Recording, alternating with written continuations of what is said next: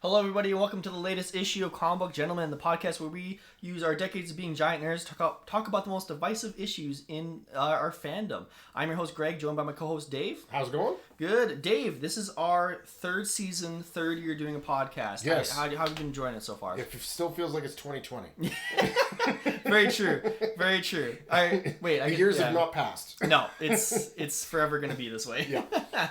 So we, like I said in the last issue, definitely go back, listen to our last issue talking about our favorite comic books that we read in 2021. Mm-hmm. I teased it. We are going to do our big 2021 MCU recap, starting all the way from WandaVision all the way to Spider-Man No Way Home.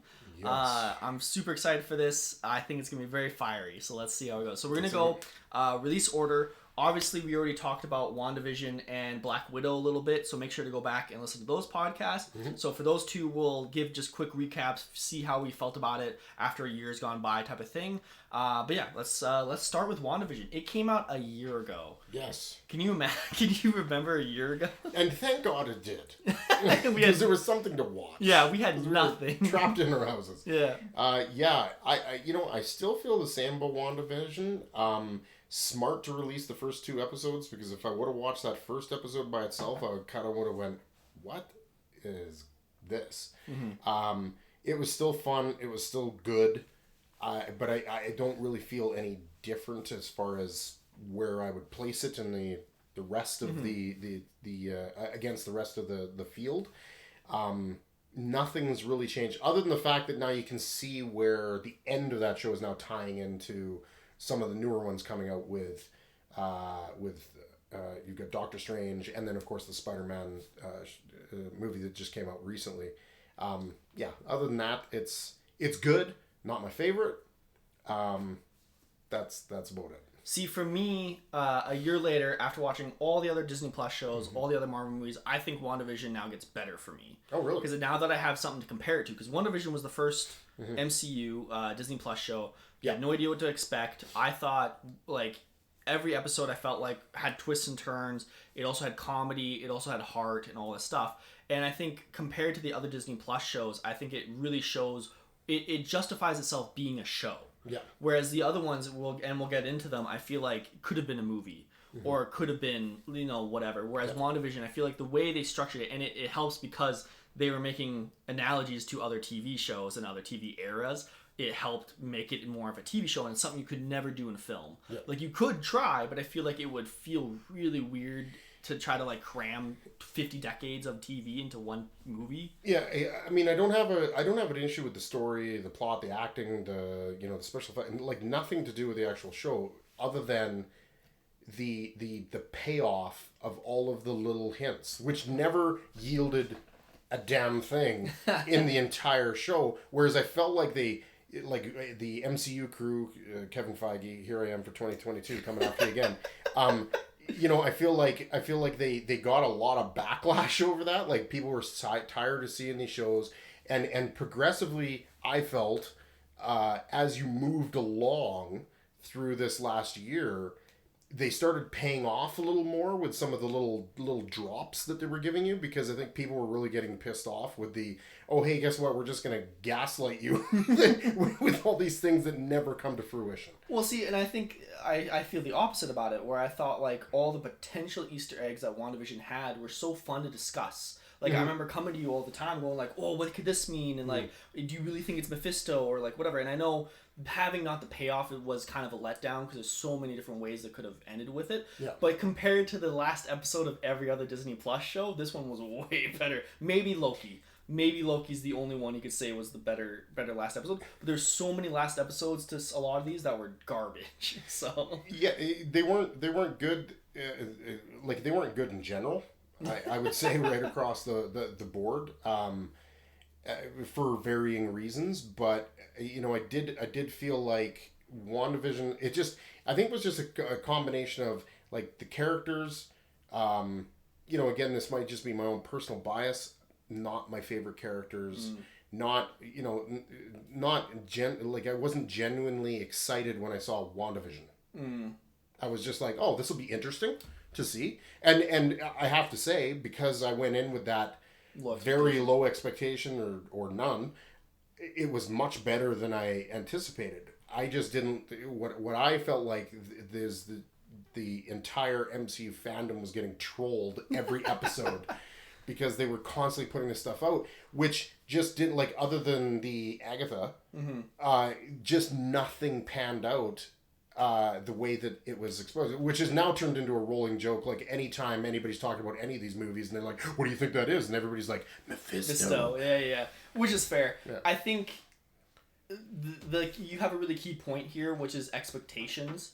I think a lot of my year this year was dictated based on expectations I had going into each show. Yeah. Like, WandaVision was one of the few shows I actually watched week to week. A lot of these other ones I didn't watch till after they'd already come out, and I heard the expectations were either built or whatever. So I found a lot of the shows we watched where somebody was like, "Oh, it's amazing." My expectations were so high when I watched it. I was like, "It's not that good." Yeah. Whereas when shows where like people were like, "Oh, it's kind of shit," my expectations were so low that when I watched it, I was like, "Oh no, this is actually pretty good." So I will admit, that did affect me a lot this year. But I mean, I think WandaVision is like out of the group, I would say it was like it held its own weight, and to me surprisingly, that I really, like, if I were to rank them, like just the TV series ones, I really would, they'd be pretty tight. Oh, really? Like I don't have one that's a definitive, like, oh my god, this one's so far out ahead of the rest.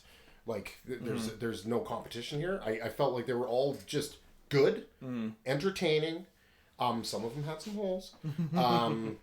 But, just generally a joy to watch. So I'm curious then what your thoughts are with Falcon and the Winter Soldier, which is the next Disney Plus show. Yeah. So you're saying even that one you thought was good? I thought it was good in the sense that, of course, like the characters, where that show fell down is, and we were discussing this earlier, was the filming suddenly changed. Yeah. And that was obviously something to do with the pandemic. And it really went off kilter. Like, the story was like a badly written comic book. Yeah. Like, but I still enjoyed it in the sense of, like, I like the characters, I like the action, but it had, to your point, one of the most forgettable last episodes of all time. Like, I mean, you go from a high point of, like, Walker using his shield to kill that guy and going, oh my god, that, like, they actually did that. They actually took it from the comics and put it in there. Wow. To a, what happened in the last episode? Yeah. Like, it was just, it was unfortunate, and you could see that there was a whole bunch of juggling around with the plot or the idea of how this was going to manifest itself. And it was very sloppy that way, but I just enjoyed it as a buddy cop film. I can see that. I think for me, coming off of WandaVision, my expectations were so much higher because I was like, I liked WandaVision so much that I was like, I expect Falcon and Winter Soldier to live up to that level thing. Yeah. The reality is they're two different genres, right? Whereas one's all about magic and all that stuff. Then you have a spy movie, a buddy cop movie. See, I would have put WandaVision ahead of Falcon until Baron Zemo danced. And hands down. That's what bounced it just above.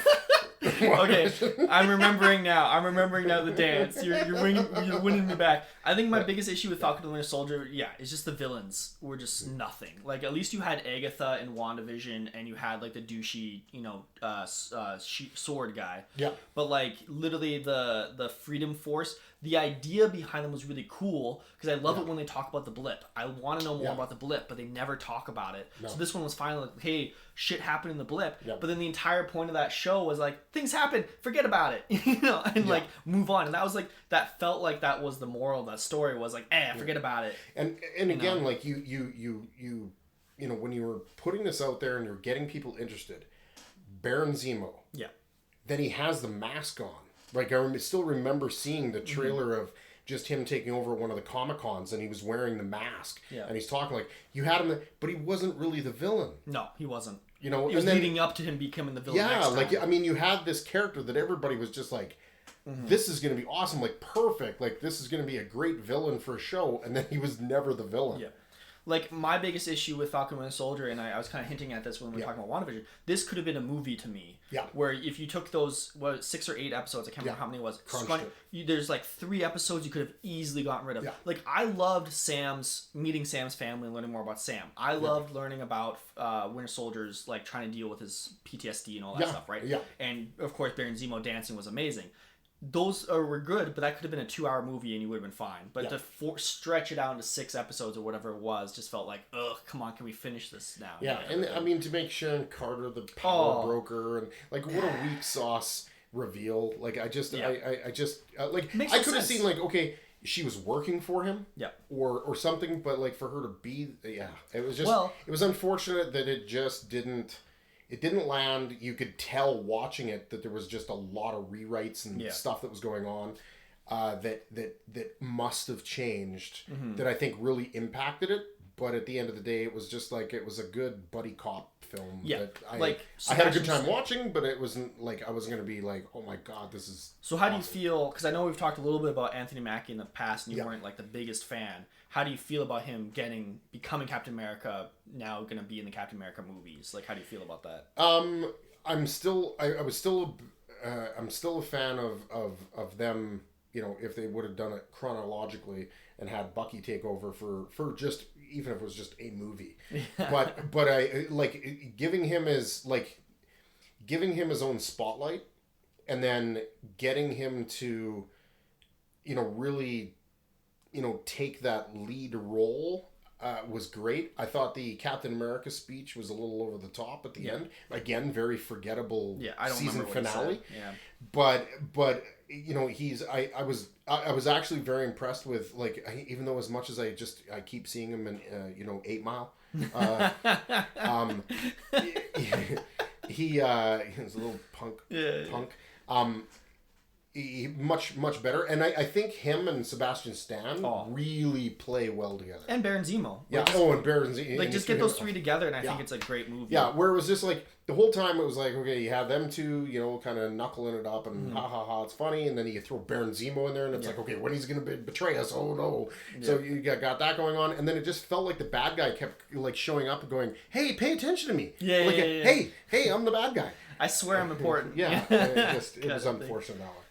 So yeah, I was very disappointed in Falcon Winter Soldier, but yeah, I am looking forward to where they're going with it. I mean, you could say that with all of them. They all at least were going somewhere. I'm gonna say this for Falcon Winter Soldier, like, thank God it came out during the pandemic. Yeah. Oh yeah. Because I think if this was any other time and you had like full, you know, industry cranking out crap, I really don't think this would have been anything super Anything special. super I mean, special. it came out in March, so that would have been like beginning of summer crazy movies and whatnot. So maybe it would have snuck in there, but yeah, it wouldn't have gotten as much attention as it did. Yeah. Now we move on to going back to the more mystical time travel-y side of it. We go to Loki. Yes. So Loki was one of the ones. So I watched WandaVision week to week.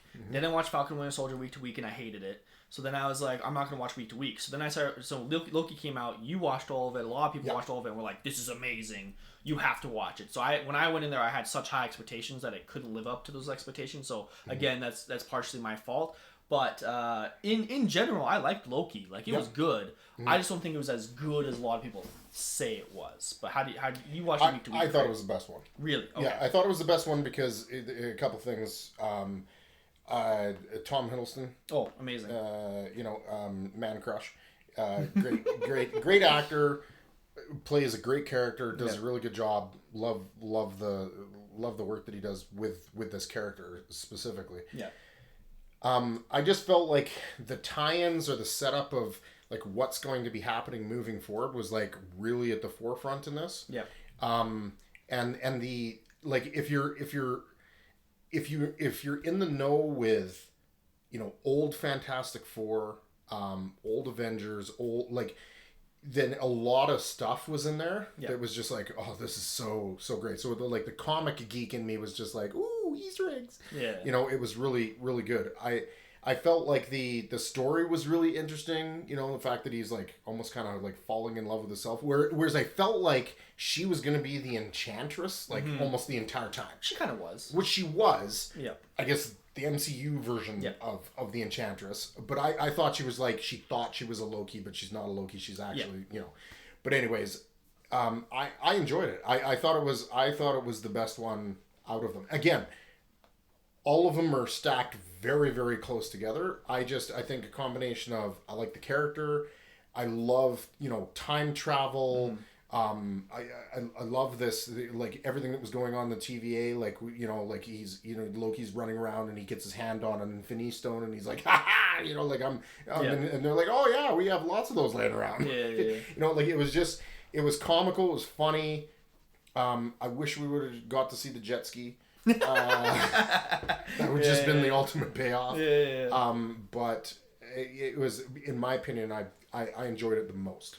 Yeah, I think it has a lot of good points. I think like Owen Wilson was great. The lady that got to play Silky was great. Yeah. All the Loki variants were hilarious. Yes. Like I think it's just, for me, when people were hyping it up so much, I thought my biggest issues with it were pacing issues. Like the first couple episodes, like when he is with Silky, I think her name's Silky. I felt was really weirdly paced, where it felt like it was just dragging on a lot. And then once they kicked it up, okay, it was like, yeah, okay, let's go.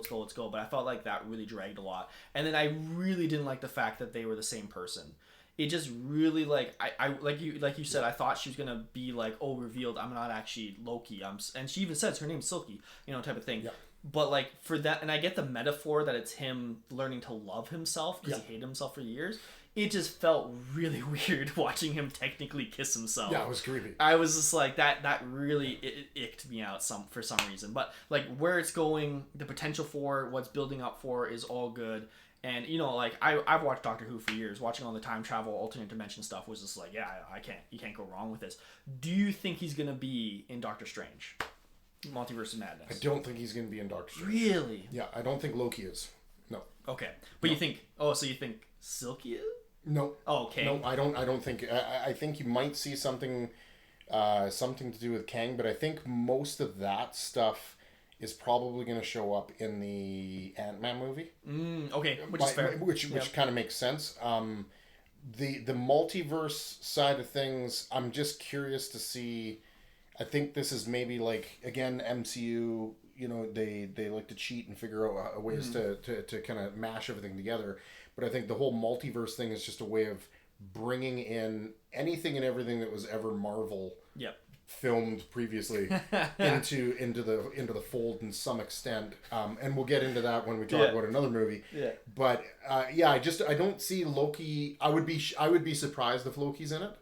I don't know why. I think this is more tied into, like, you might see some characters from the What If. Yeah, I show can see up. that. But I don't think he is. You know what? After seeing especially the trailer for Multiverse of Madness, it's already so full of characters that I can see it being hard to bring in Loki as well. Yeah. And it almost feels like, because of the way, especially compared WandaVision to Loki, because they both have to do with a little bit of alternate dimensions and whatnot. Yeah. Loki almost feels too big for Multiverse of Madness. Like, it feels like it's beyond. Because even Doctor Strange still uses a time stone, or like a time stone, like you said. Yeah. He's so much beyond the Infinity Stones. Yeah, right? No, so it's like, the way they're painting it, like with like, okay, and again, spoilers for Spider-Man a little bit, but he casts a spell, and like, oh, you cast this spell and it caused all this. Well, that's not what caused what's going on. So I'm a little confused, unless they're just that's what they're trying to portray, is that they're trying to put it on Doctor Strange. He thinks that he broke it, but he didn't break it. That's true. Yeah, I forgot about that, because technically it was Kang and Silky, right? Yeah. Like my biggest theory I've had all year is just that it just so happened that all of it happened at the same time. Oh yeah. Like the WandaVision thing happened, the Spider-Man thing happened, and the Loki thing all happened at the same time, which like not like, obviously the Kang thing is the biggest thing, but I bet you time wise it all just lines up, right? And like it is what it is type of thing. Yeah. So I'm very curious, Loki season 2, like where the heck they're going type of thing, but we'll see where it goes. Now we go to our first movie of the MCU of the year, Black Widow. We've already talked about this a little bit when we were ranking all the MCU movies from phase 1 to 3, and we included Black Widow because we just seen it. So after a year and having a few other MCU movies to compare it to, how are you still feeling about Black Widow? I actually went back and watched it again. Oh, did you? Okay. I enjoyed it. Like, it was entertaining. Yeah. It had Florence Pugh just killed it. Like, as far as her and guy who played Red Guardian were just funny. Yeah. Like, and brought humor, not in an overwhelming, like, they're kind of destroying the story kind of thing, but just in a, like, little pockets that just kind of lightened the mood a little bit. and I enjoyed it. It still wasn't the best of all Marvel movies in my opinion, but it was very enjoyable. Like I very much liked it better than some other of the Marvel movies, you know, and I'm even pushing Thor aside because I know most people say like, well, anything is better than Thor. But it was good. It was entertaining. It had a lot of action. It had some humor and some touching moments. Like it was good. I enjoyed it. Like it's surprising to me how good it was. Yeah. Like in my head thinking about it, I'm like, why do I like it so much? And it definitely does, like you said, hinge on Florence Pugh and David Harbour. And like again, we'll get into this. Florence Pugh, I'm so excited for her in the future of MCU. Yeah. Like I think she's gonna be a cornerstone of like she's gonna be the number one character. Not like she brings so much like if you compare like if you said Black Widow to Black Widow. Yeah. Comparatively, she brings, in my opinion, and I know I said this once before and I got like eviscerated on Facebook for it, but she brings so much more to the character, like depth and range of emotions, whereas Black Widow, like, I don't know if this was just like the direction Scarlett Johansson was getting, but she was just like, she might as well have just been a robot. See, I think it's direction, because when you see her playing off of Florence Pugh, you can see the emotion, you can see the potential there for Scarlett Johansson. I feel like they just never gave her the opportunity. Yeah. And like I said, I don't think Florence Pugh will become like the Loki, like WandaVision level power or anything like that. I just think like any movie she's in, she's gonna be the star. Or any show she's gonna be the star. And like I think if you'd taken her and Red Guardian out of Black Widow, it would have been the most forgettable movie of all time. Mm-hmm. But I still think, I don't know, it's just really good for some reason. Like I don't know why. Yeah, it was really good, but I hated Taskmaster. Oh yeah, that's the biggest. That was to me the biggest disappointment of the movie. I understood where they were trying to go and where they were trying to wrap the character in, but that's just it just no. Well, compared to what he is in the comics, it's like, oh man, this is nothing. And compared to what he was in the trailers looked so cool. Yeah. And then it was just kind of nothing in the movie type of thing. Like you just cared way more about seeing the family together and hanging out, right? Exactly. So yeah, Black Widow, still good for some reason. Yep. And then we go into What If. So What If, I don't know, I know you have a thing about animated shows. Yes. But I included this in here because technically they included in the MCU. So I was like, we'll talk about it. What do you feel about What If? There were some hit and miss ones. Yep. You know, to me, it's just I don't know what it is with the anime. It's just like, I mean, listen to me talking about comic books and saying cartoons are for kids. But no, I don't know what it is. If I'm sitting there with my niece and nephew, I can definitely enjoy it. I found this one a struggle for myself to sit down and watch, like, on purpose. Not that the content was bad or anything. It was just, I think it's just a personal thing. But I just found some of the episodes very forgettable and not really much of anything. And then other ones were good. There was obviously a missing one. Yep. Super weird. Yeah, which was really weird because all of a sudden you get to the end one, there's like a bunch of characters in there that weren't there before. Yeah. But I'm curious to see, like, I mean, I couldn't imagine how much that would have cost to do live action. Oh, yeah. Like, just ridiculous. To set up some of the interesting characters that may show up, maybe in the multiverse. Yeah. I know there's a lot of rumors that the bad, evil Doctor Strange was in the trailer. Yeah. So you might see some of those characters shift over, but there wasn't really...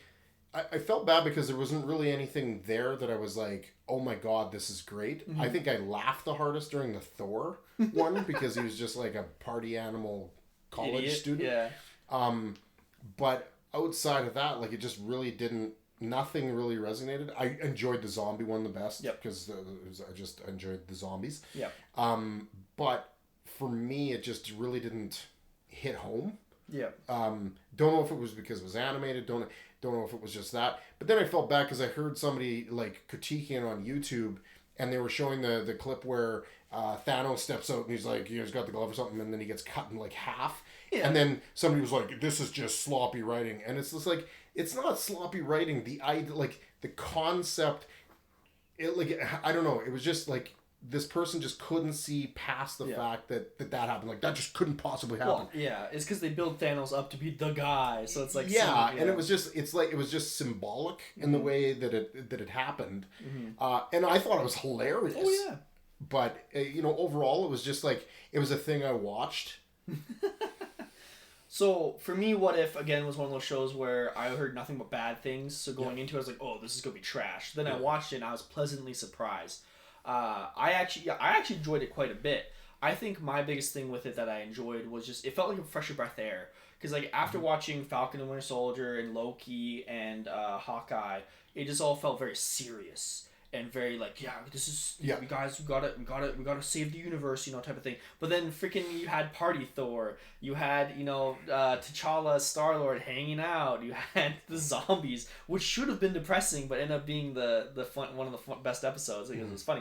And even I felt like the more serious ones, like when Hank Pym killed all the Avengers and Ultron went Super Saiyan, I thought that was so cool that I was like, hey, I'm having a great time here. Like, even if it wasn't fun and whatever, I thought it was just a fun time. My biggest ones I didn't like was Captain Carter because it was just boring. Yeah. And, like, I like Captain Carter, but I don't like her story because it was literally just Captain America 1 with a woman, you know? And she should have always been Captain America, but whatever. And again, the T'Challa one was a little bit boring, but it had good moments, like Thanos being just his buddy. Hanging out. Yeah. And the guy, one of the, not the Ravager, what's his name? The Who guy? Oh. Yeah, he was just having a great time the whole time. So it's like, okay. It was like like all what ifs. What ifs are always fun because that's exactly what they just said. The problem, like, this didn't happen, or maybe it did. Yeah. Multi-universe, you never know. But it's just fun. Yeah. You know, it was just it was fun. It was light. It was just like, hey, where could we take this story that's already there and then just twist it? Yeah. And send it out of control. Yeah. And it was good in that regards. Like I said, I think it sets up some things possibly for the movies going forward. But overall, like, it wasn't like I was chomping at the bit to watch it. It was just something I watched. Yeah. I was pleasantly surprised. Like even evil Doctor Strange, or not even evil Doctor Strange, but just superpowered Doctor Strange, I thought was just a cool enough concept that I was like, I think this is interesting enough. So I was pleasantly surprised with What If. Then we move on to the next one, MCU movie of the year, which is Shang-Chi. Mm-hmm. Did you ever read Shang-Chi or any Shang-Chi? No, there was I don't know what it is. He likes to beat up Spider-Man a lot.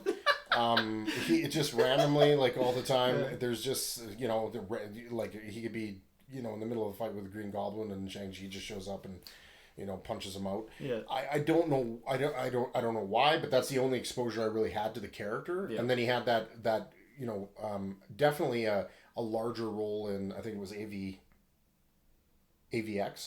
Did he? Yeah. He was in it. Like, there's just, like, there has never been just my experience of what I read, just a lot of exposure to him. Like, he'd show up like, hey, I need some people to help me with this thing, and then he'd be one of those guys sometimes, but never like a full on exposure to it. Yeah. So no idea about the character going in. I didn't see it until like 2 months after. I actually saw it after Eternals, just the way it worked out, type of thing. I really like the beginning. I like the build up, the whole, like, you know, my dad trained me to be a killer, but I don't want to be, and but I got wrapped back up into that world. I like Awkwafina, everything she's in. For some reason, she just is my style of comedy. And then I thought his sister was really interesting. That whole dynamic of, like, we both had similar paths, but we went different directions, you know. But then the second they meet Ben Kingsley, and they meet a Pokemon, and then just it goes just off the rails. Yeah. And I understand that it is magical because you have the 10 rings. Like, you have to explain what the 10 rings are and what they're for and whatnot. I wish they don't even technically do that. And so you knew there was gonna be magic. It just went so magic that I was like, I did not see this coming. Like, I thought it was just gonna be a kung fu movie all the way through. Yeah. And like and the martial arts was amazing. Like, that bus scene is so cool. Yeah, I go ahead. But then, like, I actually fell asleep at the last battle. Like, legit, I was enjoying it, and then just I fell asleep. So I don't know. It just fell off a little bit for me. So. Yeah. I enjoyed it. I thought a lot of the choreographed fight scenes kind of reminded me of Jackie Chan, who's one of my favorite performance artists of all time. I absolutely love a lot of pretty much any movie I've ever watched with him, and it's just amazing. A lot of that reminded me of that, and that bus scene was just like when that hit, and it was just like a lot of kind of Jackie Chan-ish type stuff. I was just like, I'm gonna like this. Like this is gonna be good. I feel like Aquafina is like the she reminds me of Gilbert Gottfried. She just yells a lot. Yeah. Like that's her thing. Like I'm gonna yell a lot. And it just felt like she was like anytime she was talking to Shang-Chi, she was just yelling at him for something. But there was just something like it was interesting because I saw it. I was like, that was good. I enjoyed that. And then I watched it a second time and I was like, okay, maybe I didn't enjoy it as much as I thought because it was like my first movie back to the theater. Yeah. Right. I think there was like some extra stuff there. Yeah. I agree. I think that like the end was kind of like I enjoyed some of the fight scenes earlier in the show more than I enjoyed that final thing. the end battle. And it was very unfortunately in a lot of the not a lot but some of the people that I've talked to that are from that that kind of cultural background, they were like, this is very stereotypical. Oh, really? And I was like, oh, really? Like, I thought, oh my God, I thought we were being really diverse and inclusive here. And they were like, no, it was pretty just on brand. And I was like, wow, okay. I didn't think that. Yeah. I felt like I was, taking a step forward.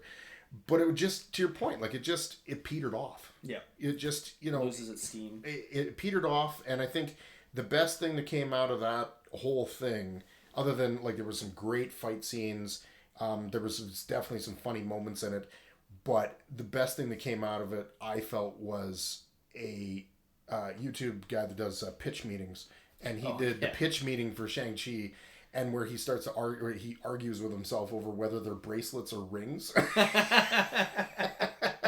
which I thought was very hilarious. But at the end of the day, it was just like, to your point, big build up, lots of action. This is really cool. And then in typical Marvel fashion, it was just like, let's ramp it up by 2,000. And just a big dragon, a giant demon. Like, how is anybody going to handle that thing? Yeah. Like, I thought I was going to see essentially Marvel's martial arts film. Yeah. There wasn't any martial arts at the end. No. It was two giant entities beating on each other, and then him using these, incredibly powerful rings to finish off this thing that nobody else would have been able to stop. Yeah. It just really fell off. Really fell off. And the other thing I find acting was good. Yep. Characters were great. Oh, I love Simu Liu. He's Canadian. You can't go wrong. Type of thing. I think the other thing I found very interesting about it, the only MCU tie-in it felt like it had was Ben Kingsley. Yeah. Which is a tie-in to one of what some people consider the worst Marvel movie. So, yes. Which I do admit, it's hilarious that they made fun of it, because even he had, his dad had the moment where he's like, they hired some idiot British guy to pretend to be me, which I thought was the most they're going to do. I was like, oh, that's really funny. But then they actually had him in the movie. Yeah. Like, what the frick's happening right now? And he speaks Pokemon, type of thing. And it's just like, what? Yeah. It doesn't feel like an MCU movie. It felt like its own thing that just had one sprinkle of MCU. And I feel like while some people complain that's and it had Wong, and it had some Easter eggs. Yeah. But it wasn't enough of an Easter egg to really tie it into anything. Yeah, sorry. Wong at the end was hilarious. The karaoke was hilarious type of thing. But again, it felt like its own thing that it's like, oh, by the way, this is supposed to be an MCU movie. And it's like, oh. And it's interesting because there's some people who complain about some MCU movies being having to be part of the MCU. Yeah. That's a big complaint for Spider-Man Homecoming and Far From Home is like, oh, but you have to talk about Tony Stark every 2 seconds type of thing. Whereas this one, we ignored the shit out of that, and it felt weird, type of thing. So it just, at the end of the day, it just felt like there was it was trying to be its own thing. Yeah. Obviously, it's launching into a new era in the MCU, but it just the lack of tying in, even the mentioning, I can't even remember. That's how very bare minimum if they even talked about the blip.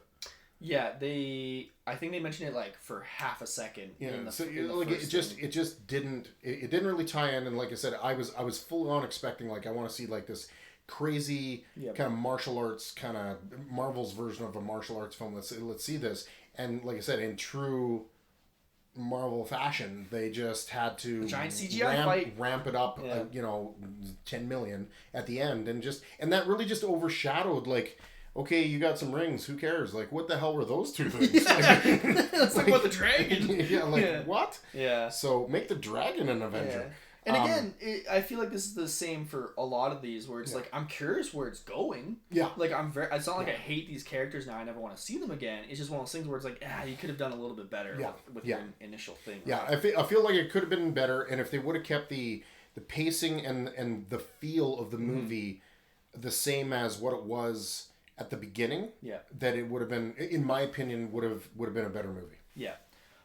So now we move on to another movie to compare it to, and I actually think these are very interesting comparisons. You go to Eternals, because I feel like both of them have very similar issues with it, which again, it feels like the tie-ins to the Marvel Universe felt a little bit spare, and then you have like both. Actually, you know what? Another movie I would compare Shang-Chi to is Black Panther. Sorry, going back to Shang-Chi really quick. Where both of them had the issue of having to introduce a whole different side of the world you knew nothing about, while still being connected. And I feel like Black Panther did that so much better. Well, one, it made you care about the culture, while two, also still being connected with the MCU. Whereas Shang-Chi, even if it wasn't connected to the MCU, why do I give a shit about this world? Like, it just felt like nothing. Eternals, I kind of feel like has a similar thing, where it's like it's trying to catch you up on what Eternals are, what their culture is, where they've done throughout the centuries that apparently they were also around, while also tying into the MCU. And I feel like that was, again, kind of the issue with this movie. But what were your general... We actually saw Eternals together, which is crazy, but yeah. I felt like Eternals was a giant lore dump. Like, I felt like I was like, I want to go see the history of the Marvel Universe. It's Jonathan Hickman movie. Like, it was just a lot of lore. Really didn't connect with too many of the characters outside of like, oh, that guy's funny, that guy did some cool shit. But other than that, like, I really just didn't connect with any of the characters at all. And my a lot of the times, like, I mean, you've got a group of people that are on par, more powerful, definitely on par than with the Avengers. Just decided not to get involved at all in anything that was going on. Like when Ultron was, trying to do his thing, or when none of them stepped up. And they're like, oh yeah, we were told not to, interfere unless it's deviants. Well, what were the deviants doing? The deviants were trying to kill all the humans so that the planet couldn't birth an Eternal. Yeah.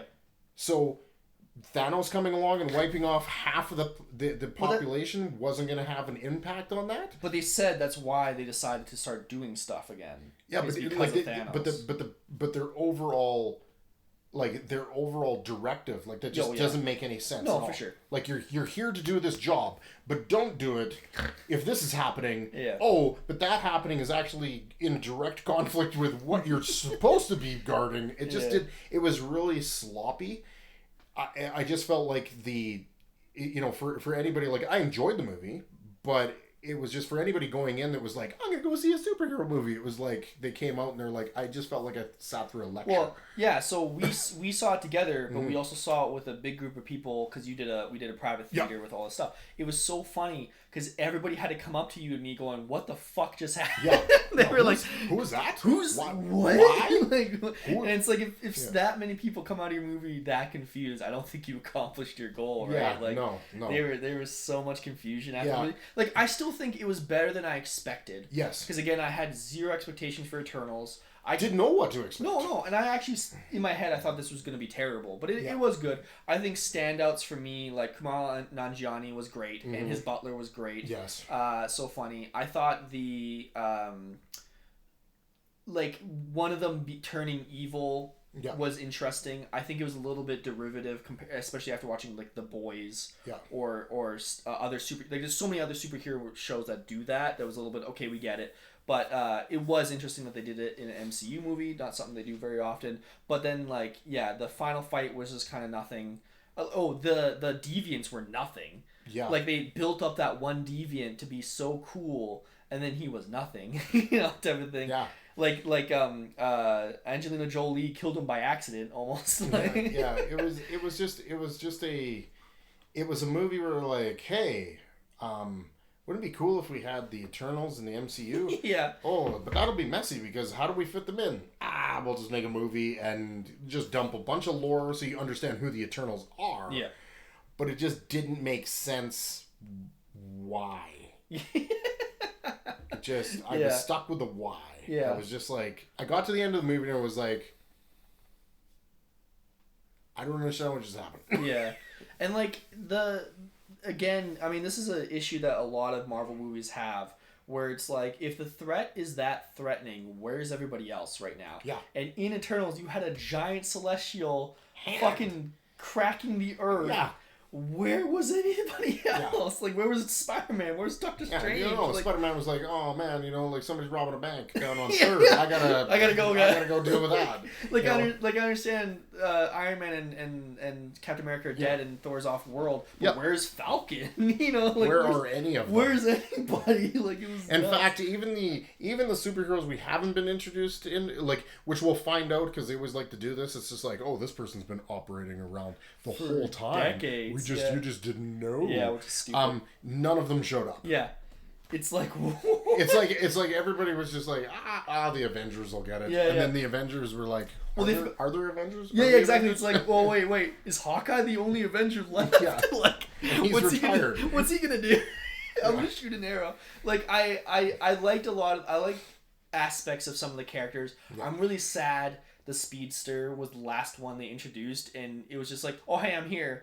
Like, she was like the most interesting one to me, and she was like, she had nothing. And everybody else had like a 10-minute, it's like Suicide Squad, the first one, where everybody had like hardcore graphics to introduce them, and then that one guy who has no graphics is gonna die. It was like that. She didn't die, but it was very much like, oh, you're not the important one, I guess. No. Like, who cares? No, like, it was just a very, like, it was. It's hard to explain. It was interesting to see. Mm-hmm. I'll probably watch it again just to try to digest more of it. But it was interesting to see, but it just seemed really muddy. Like, I felt like I went in and I was just like in this weird, like, comatose state the entire movie, and then I came out and I was like, I know I watched a movie and I learned some things, but I don't know what I just saw. I don't know what I saw. I do like I think the biggest thing pulling for it is the cast was really cool. Cast was cool. And the fact that they, like, some of them did die, but they could easily bring them back is like a plus for them. Like, they could bring back what's her name? She was barely in the movie, the, like, leader before Icarus killed her. Oh, yeah. Salma Hayek. Yeah. They can easily bring her back. They can bring back Big Fist Guy. They could do that type of thing. So, the other really weird thing, and again, this maybe this was a COVID issue as well. The fact that Kumail Nanjiani just was like, I'm not going to be in the final battle. I still want to. I appreciated that. Well, no. I don't know. I appreciate it in one hand in the fact that like you don't run to that very often, where somebody goes, I don't hate you, I just disagree with you, so I'm just gonna leave. Yeah. Which is interesting, but then it's just weird. Yeah. When you think about it too much. Yeah. Because it's like, you paid how much for him to be in the movie? He got jacked as hell for the movie, and then he just left. And it was like, wait, what? Where are you going? Yeah. It was like, again, it was a soup. Yeah. Of a movie. Like, it was just hearty stew. That somebody just threw a bunch of ingredients in that everybody likes. Yeah. But you're like, but those ingredients really shouldn't go together. Yeah. It was just weird. It's also interesting that at the very end they split them up. Like, the whole movie was them coming back together, and then the next movie is 3 of them got captured by the Celestial, and the other 3 are just floating in space. Yeah. So now you have this whole, like, are they just going to be 3 separate movies? I mean, it's cool that you could have potentially Angelina Jolie with Thor: Love and Thunder. Meanwhile, Black Knight's over here with Blade. Like, I mean, that is a cool, like, opportunity for them. It is just weird. Again, it makes the movie feel like it was pointless. A little bit. Just weird. Oh, and then the whole fact. Okay, now the more we talk about it, the more I hate it. The whole fact that the entire point of Cersei was she couldn't affect living organic matter, and guess what? She magically can now. Oh, but she can. But she magically can now at the right time, because otherwise they'd have no chance of defeating the Celestial. Like, I just felt bad for Jon Snow. Yeah. Well, it was investment money. The entire time I was watching the show, I was just like, "Hey, there's Jon Snow." Is the for him to be in, like, I kept waiting to be like, oh, okay, he'll be like, maybe the final battle, he'll be like, oh, hey, guess what? You need to grab this sword and be this thing. Like, I was just expecting him to do something, and then just like the whole show, I'm just the boyfriend. Yeah. Which I feel like that's a very much like a we'll get to you the next movie, you know, type of situation. And again, apparently he's gonna be in Blade of all things. Yeah. So we'll see how that goes to everything. So but yeah, that was an investment hire for sure. Yeah. we gotta sign it. You gotta sign that contract early, type of thing. So yeah, Eternals. It's like they just signed them as they were dying off from Game of Thrones. Yeah. No, where's Emilia Clarke and I guess Jason Momoa got the DC money, but yeah, we'll see. Yeah, he showed up at the wrong studio. Yeah. They're like, we'll take you. Wait, Aquaman's supposed to be a white blonde guy? Jason Momoa's here. We'll take you. So now we're going back to Disney Plus. Hawkeye. Yes. The heart and soul of the Avengers. You're even wearing a Rogers the Musical shirt. Yes. So what are your thoughts on Hawkeye? So I didn't think my expectations could be lower than WandaVision. Just because I'm like, Hawkeye. What are you gonna do? What are you gonna do with Hawkeye? I was so pleasantly surprised. Like this was just I want to call it a feel good movie. Yeah. It was just pleasantly well done. The cast worked well together. I did find her at some points a little like overboard on the conspiracy theories, like which obviously was driving where the show was going. Like she was doing all this digging in, but some of the stuff that she was like piecing together, I was like, okay, if you said this out loud to a human being, they'd lock you up. Like it was just a pleasant surprise. Like it was just and the fact that it was like right around Christmas and it was launched during Christmas and it just, I don't know, just the whole thing just wrapped up. It was way better than I thought it was going to be. Way better. Again, it just, other than the surprise, hey, here's Kingpin. It really, again, it just fell flat at the end. Yep. Like it just, I don't know what it is. It's like we can make 5 episodes, but that 6th one, it gets us every time. It just fell short. I'm a huge Haley Steinfeld fan. Yeah. And I thought she was perfect casting for Kate Bishop. Yeah. And I even tried reading the Matt Fraction David Aja run before because obviously they took a lot of inspiration from it.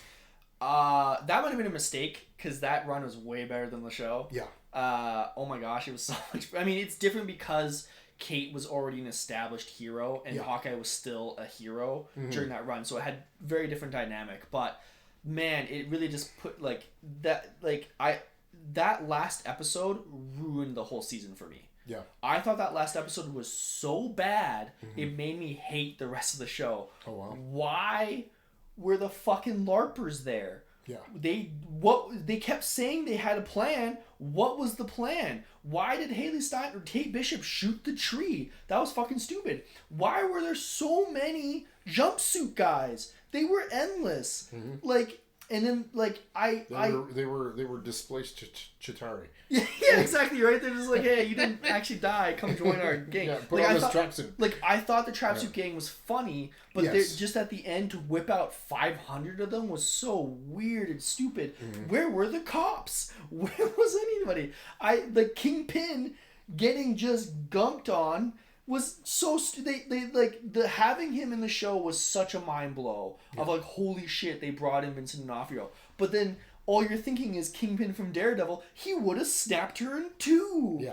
But then to have him just get shot, I mean, obviously it was off screen, so it's not confirmed or whatever, but I was like, what the frick was that? Like, I thought, Echo had so much potential, and it was nothing. Yelena, I love Florence Pugh. She was amazing. That last episode was so shit. Why was she there? Because, like, even she was flip-flopping so much. Okay, can you explain to me what the final episode's plot was? Why were they at the thing? End the show. They're just like, we need a big battle. End the show. The other thing that pissed me off, and I get it that, like, this is just part of Clint's character or whatever, but, like, he abandons his kids to hang out with another kid, then brings her home with him for Christmas. What a giant fuck you to his kid. I mean, obviously they grew up with their dad never being there, but like their dad promising, like, I sacrificed my best friend so you guys could become alive again. Here's a new daughter for me. Fuck you guys. She's way better. She's way better with a bow. I'm willing to sacrifice her. She's way better than you. Like, it was just like, what's happening? Like, I thought, like, there are good parts of the show, but man, did that last episode leave a bad taste in my mouth. I didn't feel that bad about it, but it was just like, it was one of those, just like every other one, with the exception of, I have to say, WandaVision and Loki. I was okay with the last episode, but the Falcon Winter Soldier one was just as bad as this one, in the sense that it was forgettable. Like, some shit happened. I think the most memorable thing was like, ooh, the Kingpin. Oh shit, there was a gun went off and she's dead. And I wish they would have. All they did, again, like, typical Marvel fashion, because I was watching, or MCU fashion, Kevin Feige. I was watching this, and I'm like, they reskinned Matt Murdock's story with Echo with him. Yep. That's all they did. Yeah. And then they got her to come in, who I thought was good. Oh yeah. She did a good job. Overly angry. Oh yeah. All the time. Which wasn't really kind of Echo, because Echo in the comic books, very calm. She was just a volcano waiting to go off. Yeah. It just unfortunately, it fell flat. Like, again, I felt like they were building up. Oh my God, Florence Pugh's in it. Oh my God, like, you had all these things going on, and then it was just like, yeah, we really just don't know how to wrap this up, so we're just gonna. It's big fight time, dude. I don't know, like I don't know why. For some, I'll admit, Falcon Winter Soldier's last episode wasn't good, and like you said, it's forgettable. But now all I can think about is how I remember how bad Hawkeye's last episode is, and it ruins the show for me. Like, at least Hawkeye's is so forgettable, it doesn't ruin the show for me. For me, Hawkeye's was so bad, it ruins the show for me because of how, like, again, why were they all there? So. What? I don't know. Even thinking about it just hurting my head. Because, so Kate's mom kills her father-in-law or grandfather-in-law or something like that for reasons, because he was kind of being an asshole. Yeah. So then when Kate finds out, suddenly her mom's like, you're right. I shouldn't murder people, I guess. So then she tells Kingpin to fuck off. And what? I thought that last...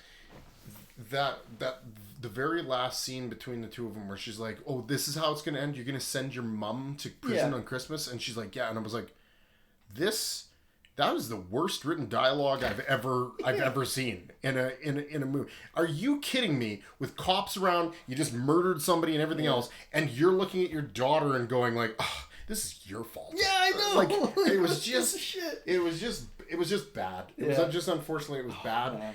Yes, I liked the fact that they brought in the Kingpin. Yes, they left it open, and obviously I don't think he's dead. No. They wouldn't bring him back in just to go like, hey, we're just gonna kill you. Yeah. I do think they'll utilize him going forward. Mm-hmm. They introduced, obviously, Echo. They had there was definitely some good stuff. Plus, like I said, the majority of it was really entertaining. Yeah. It was a feel-good movie. Yeah. But they just killed it with the ending. Yo, it was so bad. Not killed it to me. Yeah, it just dipped. For me, it ruined it. Like, even the post-credit scene, they had the Rogers the Musical. Yeah, that was horrible. All they had to have was Yelena and Hawkeye and Kate in the audience going, fuck that. Yeah. Like, that would have made it worth it. Yeah. But to have just the musical? Yeah. Who cares? This is awful. The point of the musical was to show how bad it was. It was like the shawarma. I like shawarma. Shawarma was funny. No, that was just... Come on, shawarma was funny. I did not... that was... They even make fun of shawarma in just the musical. I don't know. I am very excited to see West Coast Avengers with Yelena Bolova and Kate Bishop. Mm-hmm. Give me that. And you could even have Hawkeye and Mockingbird. Like, I'd love to have Clint's wife as Mockingbird, because she's an amazing actress, everything she's in. Yeah. But like, man, that jeez, I can't stand that last episode. It was so bad. It was just unfortunate that they just, again, every time they get to that end point, they just seem to be dropping the ball, in my opinion, as far as like finishing it off. Yeah, I don't know what they're doing. Yeah. Okay, let's get into Spider-Man. Oh boy, this is big. Yeah. Full spoilers. I mean, we should have said this at the beginning of the podcast. Yeah. Spider-Man is the most recent, so obviously we'll there's a couple people who... I don't know, if you haven't seen Spider-Man, I don't know what you're doing. I mean, obviously... If you're listening to a podcast about movies... go see the movie. Not expecting to get a spoiler, it's on you. Yeah. I'll go first, because Spider-Man's your baby. So I'm going to let you go off, type of thing. But let me go first. Again, you saw it first. You told me about it. Not spoilers. But you said, like, it's amazing. So, of course, my expectations were through the roof. Everything I read was like, this is groundbreaking, amazing. So, of course, my expectations were insanely high for this. My two biggest issues with it are the pacing, and I hated Doctor Strange. My pacing issues with it was it felt like certain moments they lingered on too long. Like the scene where Andrew and Toby enter, they do the same joke like 3 times in a row. Like the whole Ned's grandma just going like, fuck you, why are you in my house? They did that like 3 times in a row. And it just felt like it was going... And I understand they're trying to like, this is huge, they're in the movie and we had to focus on it, but it's like, I knew this 2 years ago, type of thing. So like... We knew it was happening. And like, again, they had other issues like with this for me earlier on in the movie. And then my biggest issue, second biggest issue was I hated Doctor Strange in this movie. I don't know what... Like, if they had said... he was Mephisto in disguise or something like that, to me that would have justified the way he was acting. But the fact that it was just him making these weird decisions... He was mean dad.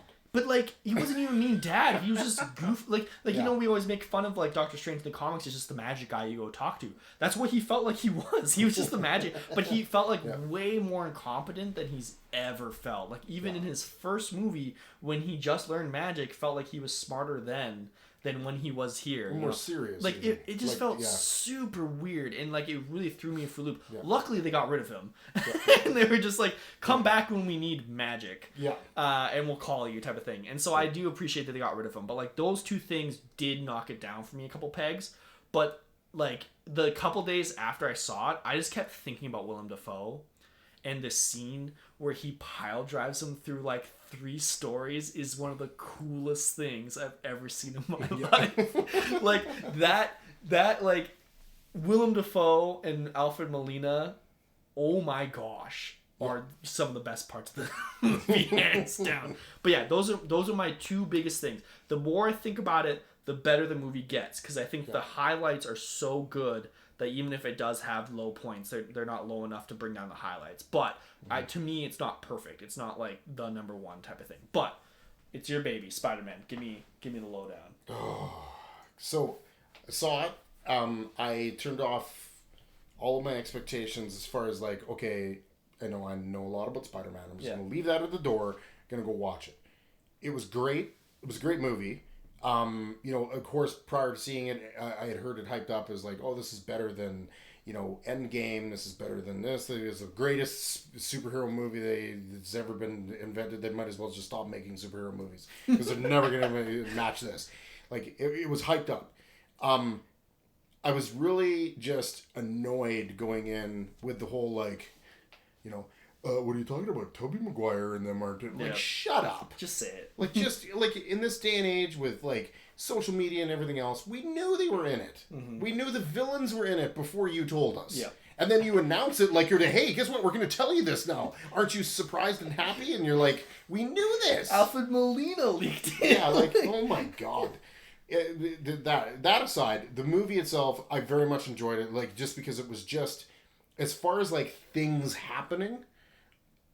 characters getting introduced, things like the pace and everything was just kind of flying at you so fast. Like I'd have to go back and watch it again just to make sure I saw everything because it was just a overload.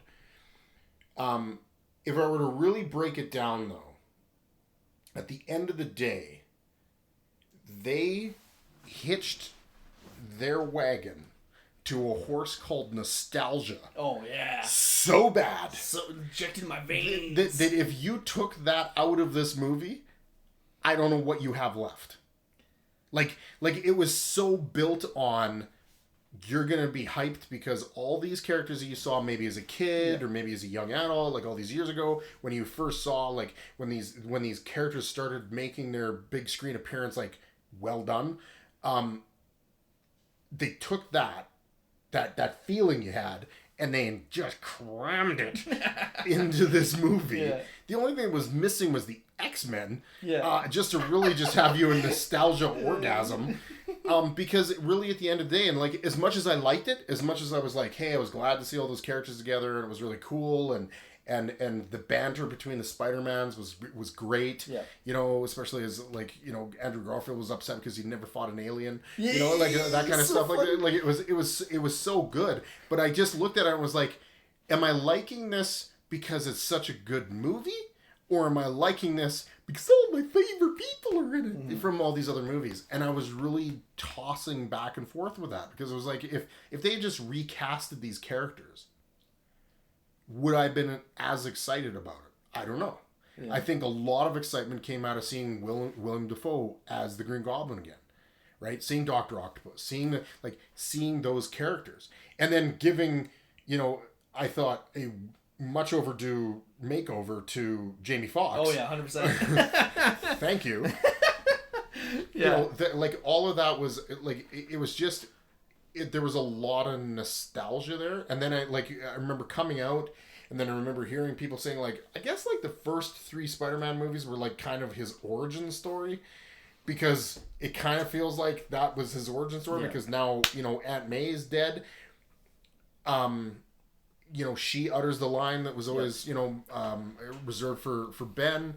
Okay, you know, whatever, you did what you did, but I mean a lot of it. I knew Aunt May died before the movie. I knew Andrew Garfield's Spider-Man was going to catch Mary Jane.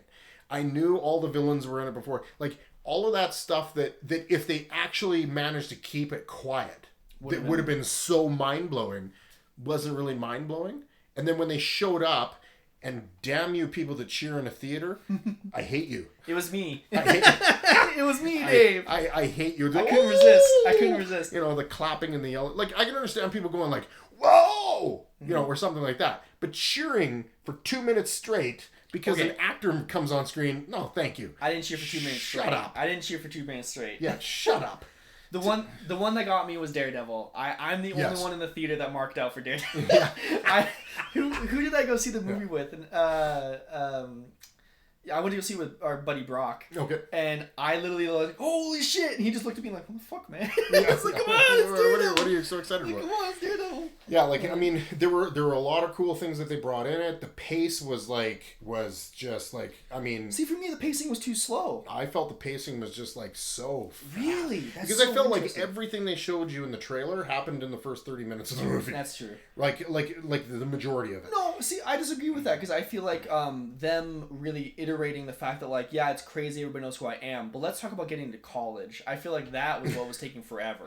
There were moments. I felt like if they would have said, taken some of the longer dialogue moments and said, okay, we're going to cut this down to like something reasonable, and then have you fight Green Goblin longer, you know, or something like that. Yes, but I still felt like breakneck speed.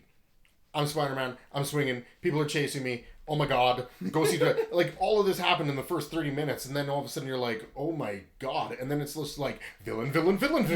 Just like, it was a lot to take in so quickly. But again, I just felt like the biggest... Like, in the movies, in that movie, the biggest shocks were either nostalgia or shit I already knew was going to happen.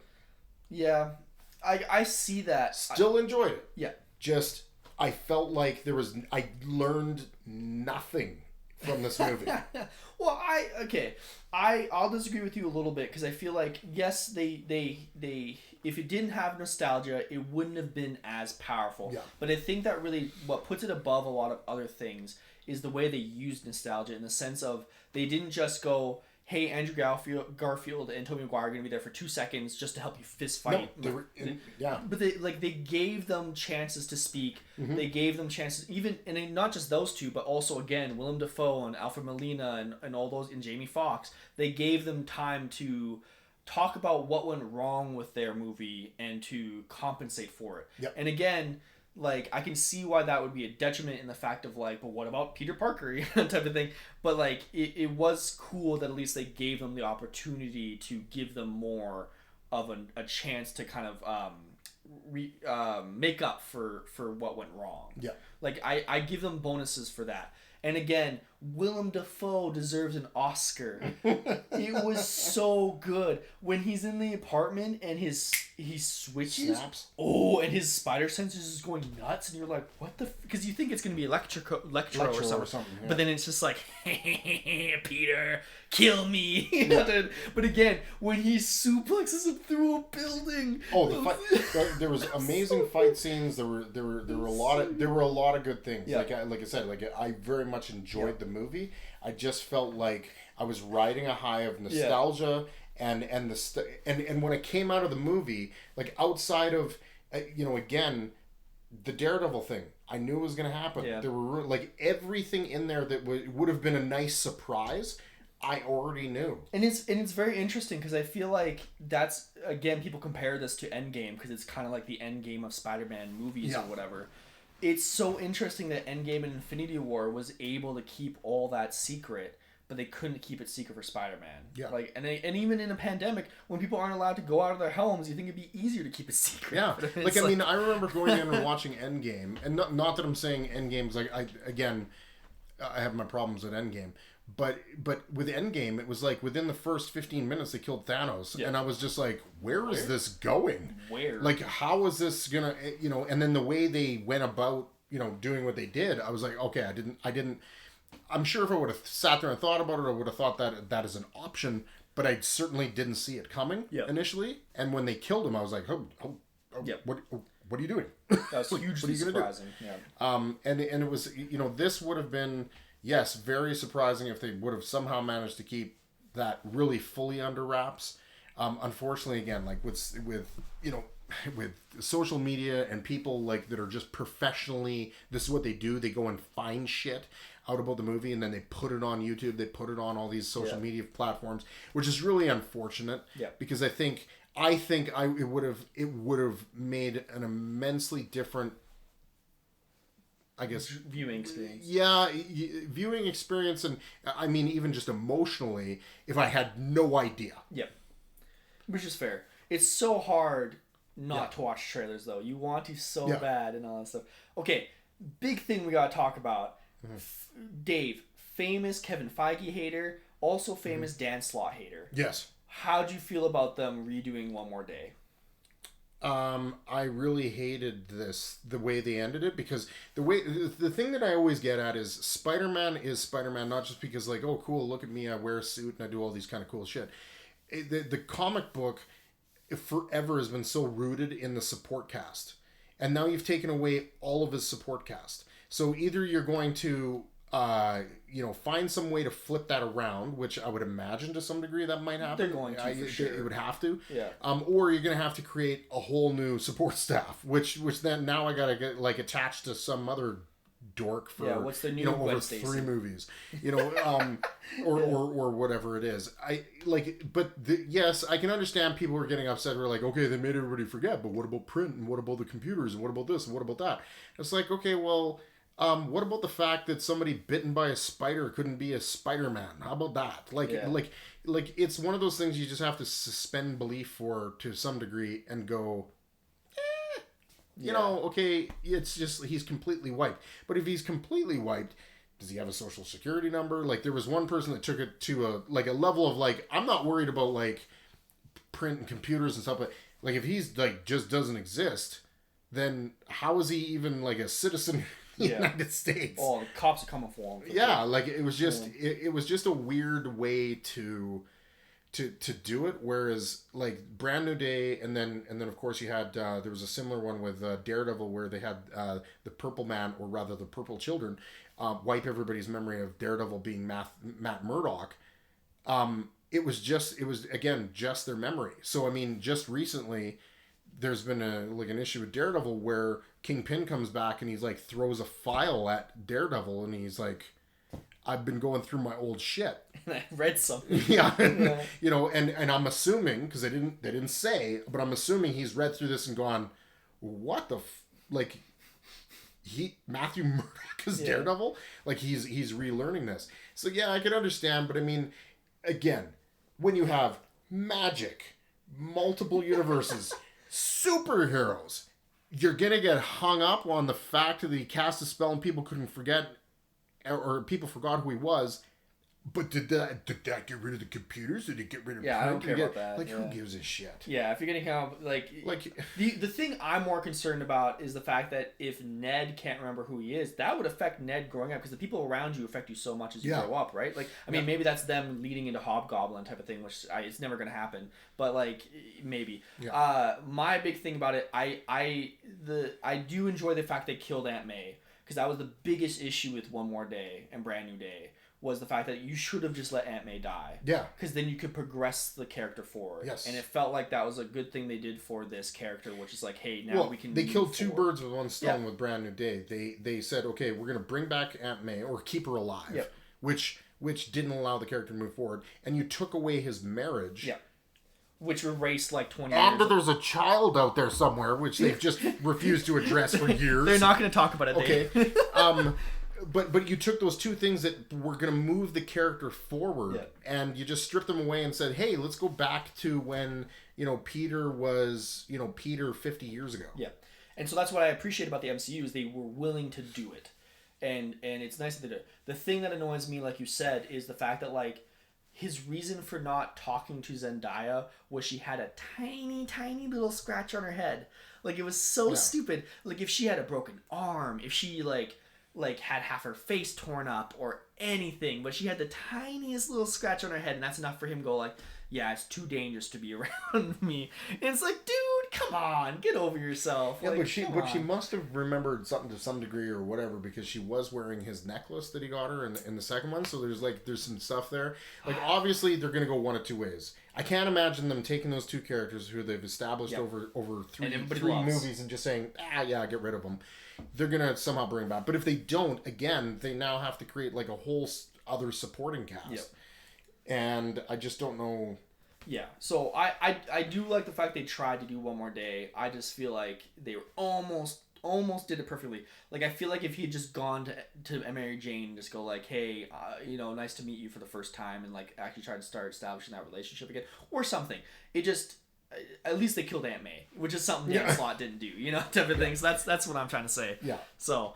Okay, so yeah, I actually thought you'd be way more hyped about Spider-Man, because I thought that was... No, like I said, I enjoyed it. It was a lot. There was a lot that happened there, and it was, again, I just kept coming back to the nostalgia factor and just going like, I think I feel better about this movie than any other one, because of they went and dug into my childhood or my young adult years and dragged these characters back out and got them to play. It was really cool to see them again. And damn you tricked me into thinking this was an awesome movie when it was a good movie. I enjoyed the movie, but you really just stuck it to me with the nostalgia. That's really funny. You look like a cool youth pastor. Yeah, exactly. That was so funny. Before we get into ranking these movies, how does No Way Home rank in your Spider-Man movies? I think it's probably the best one. You think so? Yeah. I would say my least favorite one was the second one. Amazing Spider-Man 2 or Far From Home? The Far From Home. Okay. Yeah. I think Far From Home. Like, if I was ranking the three new ones. Oh, I was saying all of them. All of them? Oh, all the Spider-Man movies. I think that the second Spider-Man was probably one of the closest to the best Spider-Man movie they've ever made. So the second one with Tobey Maguire. Okay, so that means it's not the best one though. Yes. So I would say that one is my personal favorite, and then followed by this one. Okay, so you do think it's the best one they've made is Spider-Man 2? Yeah. You just don't think it's perfect. You just think it's the best one they've made so far. See, I don't feel like I have a strong connection to the Tobey Maguire era because I was so young. So to me, it's like they were fine, but then all I can think about is the third one. And like, sorry, that's another issue I had with this. Man, Tobey Maguire should never act again. Dude, I can't stand Tobey Maguire. He's so bad. Like, you had Andrew Garfield and Tom Holland riffing off each other, and Tobey Maguire standing in the corner like, I'm too old for this shit, guy. So like even going back to the first 3 Spider-Man movies is so hard, dude. They're so old.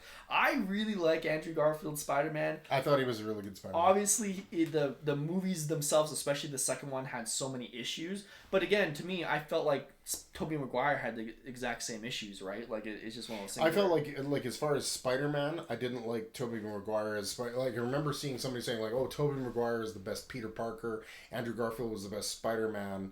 Like had a better Spider-Man." But then Tom Holland's perfect with both. I think I didn't like Tobey Maguire in that role at all. Like I just found him too stiff and too like I just didn't. But the movie itself, like Spider-Man 2, just the way it played in, where it was like Dr. Octopus was like not just a bad guy, like he had some sympathy for him, and just the way it rolled out, I thought was just so. It was the story was good. Mm-hmm. Like even though it deviates from everything ever written. It was just good. It's a good own thing. And it was in an era where they didn't just go, we're gonna throw as much shit in this as we possibly can with Easter eggs and all kinds of stuff to just make you forget that really 90% of the movie is CGI. It just was. In my opinion, it was just good. I agree with you. I loved Andrew Garfield as Spider-Man. Yeah. I thought he was great. Yeah, which I mean, maybe they'll bring him back. Apparently that's in the talks. So apparently that's in the talks. Number 3, that would be great. Yeah, and we'll see what happens. Yeah. But like, I actually really like Homecoming and Far From Home. I'm a sucker for MCU, so it just fits with me a lot. Like I like Homecoming a lot. I felt like Homecoming had too much downtime. Oh, I can see that. Like just not enough of what the action, especially seeing as like when you go into that movie, you didn't need to establish who Spider-Man was, but there was a lot of time used for nothing. Yeah. Oh, I totally forgot another reason that I didn't like Spider-Man No Way Home as much as most people did. I thought Spider-Verse did it so much better. Like, it literally was the same concept of bringing in alternate dimension Spider-Man and seeing how they interact. Spider-Verse is the best Spider-Man movie, hands down. I know you don't like animation, but I think Spider-Verse is amazing. That's one of the few that I've watched multiple times. Yeah. And I think it's because it was just so good. Yeah. And I think that's another reason why I like Homecoming is because it steals Miles Morales' storyline. And I love Miles Morales Spider-Man, so it's like that's why I like Homecoming so much. And again, that's why Ned can never be Hobgoblin because he's Genki. And like it's one of those things. But yeah, Spider-Verse hands down best Spider-Man movie. But yeah, No Way Home's definitely way up there as one of the top ones. So now, looking at 2021 as a whole, yes, how do you feel this helps with the MCU, and how do you rank these shows and movies, type of thing? So like, we'll separate Disney Plus versus the movies. Yeah. Like, what was your top movie type of thing? What was your ranking for all of them? So like, definitely enjoyed Spider-Man the most. Mm-hmm. I would probably say Spider-Man, Black Widow, Shang-Chi, Eternals. Really? Yeah. See, I think this is one of those things where it's like I'd have to rewatch Black Widow. Black Widow might be better than Spider-Man for me, but again, the more I think about Willem Dafoe, the more I like Spider-Man. So it's like I actually find Black Widow pretty close to Spider-Man for some reason. Yeah. But yeah, Eternals and Shang-Chi, I'd probably put Eternals above it because I didn't fall asleep in it. I didn't miss the beginning because I slept in. Yeah. But yeah. I would probably put Eternals above Shang-Chi. Yeah. But how do you feel about in general? I would probably consider Eternals and Shang-Chi probably mid-tier MCU movie, and then Black Widow, Spider-Man up top tier. Yeah. And then so Disney Plus shows. So you were saying they're all really close together. Yeah, I would say Loki, then everything else. Okay. Like that's how close it is. Like I really can't say like, oh, I enjoyed Hawkeye more than WandaVision, or that I enjoyed WandaVision more than Falcon and the Winter Soldier. It just, to me, it was like they were just all there. I would say, like, if I had to rank the other 3, Falcon, Winter Soldier, just because of all the issues and everything else with the story, I would say is probably near the bottom. Like that one and Hawkeye, with maybe WandaVision just ahead of that, and then Loki's definitely. Would you put What If in there at all? I don't know what you're talking about. What is See, I think somebody cast a spell and I forgot what If is. See, I would go WandaVision's my number 1. What If and Loki are fighting for number 2 for me. I would then go, even though the last episode of Hawkeye was that garbage, I would still put it above Falcon Winter Soldier, because I feel like I like Haley Steinfeld. Jeremy Renner did a really good job too, and that type of thing. I'll put them above that a little bit, but so that's kind of our recap of 2021. Looking into 2022, There's a lot of stuff that is scheduled that may or may not come out. Quick rundown. So Doctor Strange. Oh, that was my favorite part of the Spider-Man was Doctor Strange trailer. It was the trailer. I despised Doctor Strange in this movie, but the Doctor Strange trailer looks dope as hell because you have crazy. Doctor Strange, potentially evil Doctor Strange, and America Chavez. Yep. I'm so hyped for her. You have Thor is slated for this year. Thor: Love and Thunder, which is crazy. Apparently, Miss Marvel for a Disney Plus show is supposed to come out. Black Panther is supposed to come out this year, which is nuts. Yeah. They're supposed to have a Guardians holiday special, What If Season 2, Secret Invasion Disney Plus, and Moon Knight Disney Plus. It's also a lot of those probably aren't going to come out. But what's your kind of few that you're really looking forward to? There's two. Well, I would say two that I'm like, I'm there. Yeah. I'm there to watch. Yeah. Which is Thor. Yep. Because I was really kind of like, okay, I saw the Thors, and then Taika Waititi came in and just saved that whole franchise. 100%. You know, and then reinvigorated Hemsworth as well. And I think he's actually, to me, he seemed like in the last few movies that he was in playing that character, he just is enjoying it more. Oh yeah. So I definitely have that one circled. Doctor Strange, I'm interested to see because I think that's going to set off whatever direction we're going in over the next little while. But it's not it's not at my top. But definitely Thor is one that I got circled. Moon Knight, because I'm just curious as hell to see what they're going to do with this. Again, a curious one in the sense of like, I don't know what they're going to do is Black Panther. What are they going to do? Because I was thinking about it and I was like, okay, I like the characters who they have as the characters. Like the characters they have with Shuri and the rest of that supporting cast. Yeah. I don't want to see one of them step up as Black Panther. I just don't want to see that. I would love to see as an homage, and I think he'd probably do it, is if they got Jordan to do it. Really? You think he would? If they could somehow convince him to bring him back, even though he's Killmonger. Yeah. Like, to bring him back to be Black Panther, I think would be awesome. I think he's a great actor. Yeah. I really liked him as Killmonger. I just don't want to see some character that they've already got that's already a character go, okay, I'm not this character anymore. Now I'm going to become Black this. Panther. Kind of like what they did with Captain America. And yes, the best thing about that was they kind of blended Falcon and Captain America together. So you still have that element. But when a character's already there and established as a character, like, to lose that character, I think hurts more than gains. So I'm very curious to see, what are you going to do? Yeah. Like, I have no idea. Like, I think Michael B. Jordan was too good at Killmonger to then become Black Panther. Like, maybe I guess if they took the What If version, but then even he's still evil. But what if they brought him back? You know, there's a way they could write that. I mean, it might be cheesy or it might be like a trope, but I just think as far as somebody that could try to fill the shoes. Yeah. I think he'd be the closest. Yeah, I don't know. I don't even know if that's gonna come out this year, but we'll find out eventually. Guardians Holiday. Okay. It's gonna be funny. I hope, because I went to Suicide Squad thinking it was gonna be funny, and it was one of the worst superhero movies I said. And these people that are like, oh, it was great, and it was like marking it like 98% on Rotten Tomatoes. You guys are morons. This was such a bad movie. Yeah, it was such a bad movie. So like seeing that, and now I'm going, oh geez, I hope that doesn't bleed into whatever he does with Guardians. Yeah, but the main reason I'm excited for Doctor Strange is everybody except Doctor Strange. I want Wanda, I want America Chavez, I want evil Doctor Strange, like, just, who gives a shit about, and Wong is now the Sorcerer Supreme, so that'll be funny, like, I'm very curious. And Miss Marvel, I enjoy Miss Marvel in the comic books, like, obviously the young Miss Marvel, now I can't remember her name, Kamala, something. I like her in the comic books. I don't think they're gonna be able to do it for the TV show. Like, I don't have no faith in it. I'm curious. Maybe I'm wrong. I don't think they're gonna do it, but we'll see. The only issue I've ever had with Ms. Marvel, the character, is I just felt like they rehashed Mr. Fantastic's powers. Yeah.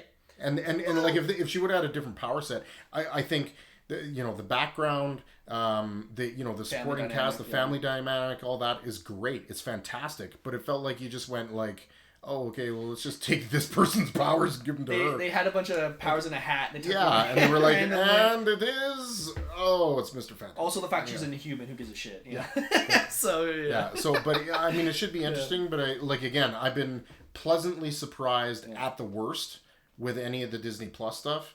So I'm very curious to see that. But I just don't know what they're gonna do with Black Panther, and I feel bad because they're in such a great movie. Situation.